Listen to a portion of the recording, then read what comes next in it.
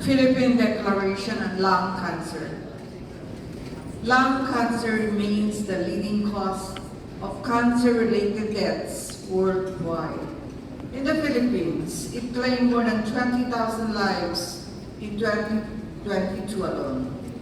Most cases are diagnosed late, misdiagnosed, or left untreated due to high costs and limited access to care. Importantly, lung cancer is not only a smoker's disease. Anyone can be affected. No one should be denied care, compassion, or the chance to survive. Like other non-communicable diseases, lung cancer threatens individual health, reduces productivity, places a heavy burden on families, strains health systems, and reinforces cycles of poverty and inequality.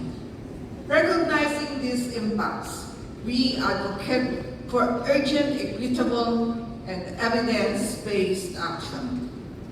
Guided by the Universal Healthcare Act, the National Integrated Cancer Control Act, and aligned with the World Health Organization initiatives and the Aspire Lung Cancer Consensus Statement, we call the Department of Health and the Philippine Congress to lead a whole of government and whole of society response and act decisively by adopting the commitments outlined in the Philippine Declaration for Lung Cancer, launched today, 2025 Philippine Lung Cancer Forum, November 27, 2025.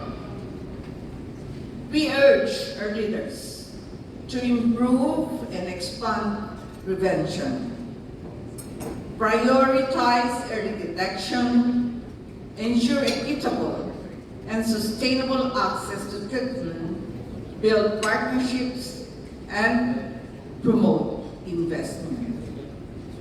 To recognize stigma as a barrier to care and commit to reducing this stigma.